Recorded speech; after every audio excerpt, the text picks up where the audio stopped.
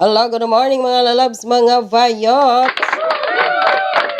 Magandang hapon Pilipinas, Luzon, Visayas, and Mindanao sa mga kapwa ko po Dabawin nyo sa Davao Region. May hapon sa inyo nga tanan. Mga kapwa ko po OFWs around the world. Hello, magandang shoutout po sa inyong lahat. Magandang araw po sa inyo. At kung bago lang po kayo sa aking YouTube channel, huwag po kalimutan mag-subscribe, like, at share. So, yung topic natin kahapon nung nag-trending to, na yung bagong survey nung last June, no, June 22, 23 yata iyon, no, after ni BP Sara nag-resign bilang DepEd Secretary at Vice Chairman ng NTF-ELCAC.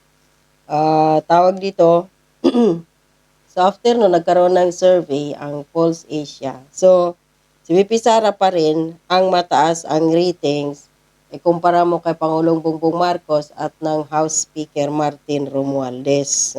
Nakakatawa, no? Na kung sino pa yung vice presidente, siya pa yung may mataas na trust rating and approval ratings ikumpara mo sa presidente. Ibig sabihin talaga nito, mga lalabs, mga bayots, yung presidente natin, hindi lang weak, inotel. So, may mga areas, no, na survey na si BP Sara ay negative 4, negative 5, 3, ganyan. Ganon din naman si Bongbong Marcos.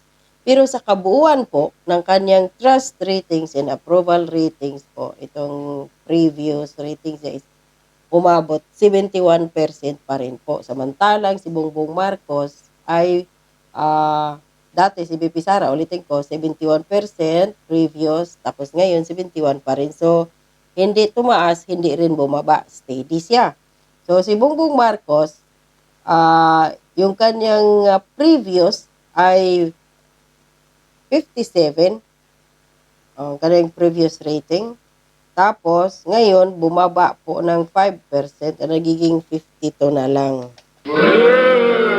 At si Martin Romualdez, tumaas daw ang kanyang trust ratings dahil sa kanyang pamimigay-migay ng ayuda. Inubos niya po yung pera ng kaban ng taong bayan para bumango. O nagkaroon siya ng 35%. Tapos, dati, ilan lang to siya? 31. So, tumaas ng 4%. Pero, si Martin Romualdez po, yung dalawa sila ni Bongbong Marcos, ang untrusted politician po sa Pilipinas. So, ito nagpapatunay po na walang kabuluhan ang suna ni Bongbong Marcos. Wala siyang maipagmamalaki doon dahil bakit? Bago pa man ang kanyang suna sa kamalas-malasan, lumabas ang kanyang survey na talaga, bumagsak siya, no? Kumbaga sa babae pa, nalusyang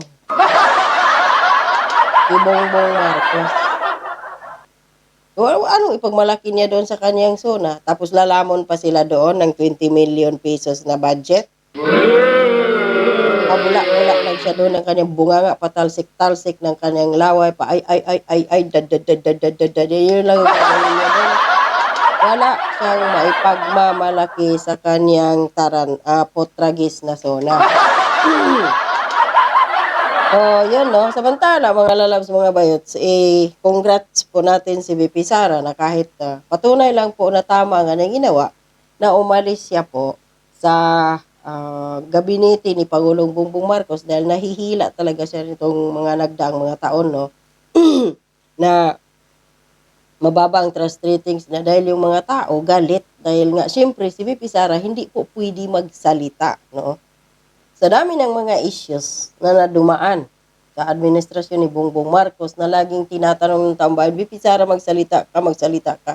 Hindi nagsasalita si BP Sara. Kaya bumaba ang kumpiyansa ng taong bayan o tiwala kay BP Inday. So ngayon, nawala na si BP Sara sa gabinete ni Bongbong Marcos, malaya na po siya magsalita. At doon nga lang sa designated survivor, na windang na parang lindol na magnitude 8.9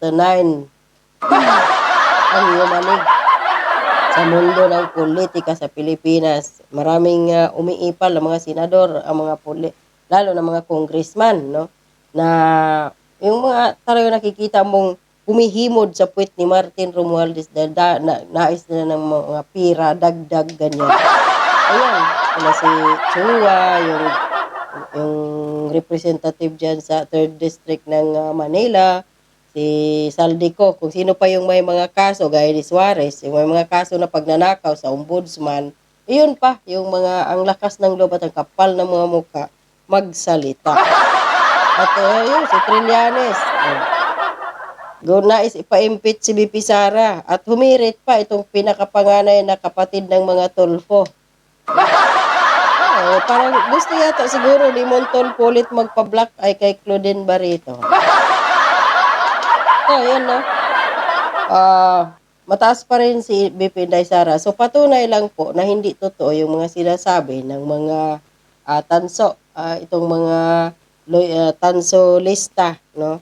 Na hindi daw magiging vice presidente si BP Inday Sara kung hindi daw dahil kay Bongbong Marcos. Alam naman natin na hindi yun totoo. Dahil naglaban na po si Leni Robredo at si Bongbong Marcos ng 2016 pagka vice presidente, bukya talo si Bongbong Marcos. Dahil may isang Duterte na malakas at maraming supporters ang Duterte, naging presidente si Bongbong Marcos. Patunay lang po ito na kaya ngayon, kahit pa sa SONA, nais imbitahan si BP Sara, kung ano-ano, kasi nga, hindi mabubuhay ang Marcos administration kung walang Duterte. Yun, no? So, samantala, mga lalabs, mga bayots, ito, pasalamatan po natin itong mga 7 generals na hindi yan fake po. Huwag kayo maniwala dyan sa mga, siyempre kahihiyan po yun, no, na maraming mga AFP generals ang nag-walk out dahil hindi nagustuhan ang utos ni Bongbong Marcos sa kanila. At hindi din siguro pinayagan ni Bongbong Marcos na yung kanilang request na palitan si Gibo Teodoro bilang DND Secretary. Dahil ipapahamak sila sa gyera, hindi lang tayo. Number 1 sila dahil sila yung nakikipaglaban. Sila yung magpoprotekta sa bansang Pilipinas. Magkandalasog-lasog sila dyan sa mga supersonic missiles na yan na hindi naman sa atin yung gera. So yun, dahil si Gibo Teodoro at itong kung sino man yung kausap niya dyan sa Amerika, meron silang secret agreement. Ang tanong, Gibo, magkano? Yan lang naman. Sa magkanong halaga na nais mo maging giniling ang mga Pilipinong potragis ka? Ipalakpakan po natin mga lalabs, mga vayots, na marami talagang mga men in uniform ngayon, pangkalahatan na yan, na hindi natutuwa sa ginagawa ng administrasyon ng bangag at ngiwe.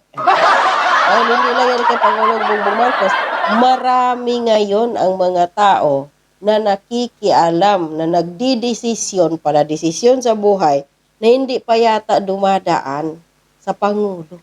Ito yung nakakatawa, no? Na isang presidente, bigyan mo lang ng pulboron, ayos na, bahala na kayo sa buhay niyo kung anong gusto niyo. Basta siya, singhot lang. At dito pa, ngayon 18, no? Ngayon yung last day. Magmi-meeting daw si BP Sara at ang si Senator Sonny Angara na bagong uupo na siya bilang DepEd Secretary. So may 4 na dating mga kasamahan si BP Sara or datihan na siguro sila, pero dahil yung kanilang pagmamahal ay andoon kay BP Sara at na-feel siguro nila ito yung mga undersecretaries at mga assistant secretaries no, ni BP Inday, na baka pag upo ng bagong DepEd Secretary ay tatanggalin sila at siyempre para magkaroon na rin ng laya yung bagong upo na DepEd Secretary na pumili ng mga tao na nais niya na pagkakatiwalaan niya para tuloy-tuloy ang kanilang trabaho, no? So nag-resign itong 4 at effective din iyon bukas. Pinakiusapan pa nga daw ni VP Sara na huwag kayong umalis para hindi naman mapilayan yung DepEd, yung bagong sekretary, para hindi mangapa. Siguro naisip nila, ay, tatanggalin lang din naman kami doon, paupuin lang kami doon ng ilang linggo. Tapos sasabihin, umalis na kayo dito. Mabuti pang unahan na lang. Ganun siguro yung, ganyan yung naisip nila, no? Kaysa tanggalin kami, mabuti na lang yung mag-resign kami. Ganyan. So yun, at least, kahit papano, mga lalabs, mga bayot, sa administrasyon ni Bongbong Marcos, hindi lahat pala ng tao ngayon dito ay nabibili ng pira na babayaran ni Marcos at Lisa, no? Ng pira. Natatandaan ninyo noong December na sinabi ni Maharlika sa kanyang puting ahas na may mga generals ng December. Pinatawag ni Bongbong Marcos pero hindi siya, wala siya doon, hindi siya present. Si Anton Lagdamio daw ang humarap at ang ginawa, binigyan sila ng sobre. Ano naman ang sobre? Pera. Binibili ang kanilang mga loyalty. So, mayroon palang mga tao ngayon sa administrasyon ni Bongbong Marcos na hindi nababayaran ang kanilang loyalty gaya nitong PNP na, AFP na 7 generals na to, no, na nag-walk out. Talagang permission to leave, sir. Sabi daw ganyan, no. Pagkatapos din mag-usap. So, yun. Yung iba, nagsisunuran. Parang pato ba? Kung saan maglakad pa kinding-kinding yung nanay, andun din yung 7 o 6 na anak. Ganun lang. So, ganun din dito sa tawag dito, DepEd. Meron pa rin pong mga tao sa mga kahit saang ahensya ng gobyerno na meron din pala talagang dignidad, no, na hindi nababayaran, hindi na nauutosan or hindi sila anong tawag dito, hindi kayang bayaran ang kanilang pagkatao, ang kanilang serbisyo, etc. Dahil may prinsipyo po sila. So, palakpakan po natin. So, bukas yung turnover, no, 19. So, magwawakas na bukas na lang si VP Sara at magiging ano na siya, Vice President na lang. So, aatin kaya si VP Sara sa turnover. Titingnan natin, no? Dahil mag-meeting sila ngayon ni Angara. So, abangan. Pero, yun. Talagang makikita natin na si VP sa ang mga Duterte, hindi pa rin po totoo ang mga sinasabi ng mga lalo na itong mga tansong pula, na lalo na itong mga bayarang vloggers ni Marcos at saka ni Romualdez. Hindi totoo na wala ng supporters ang Duterte, lalo na diyan yung makapal ang labi na si Mike Abe. Hindi po totoo yun. Hindi mabubuhay ang mga Marcos kung walang Duterte.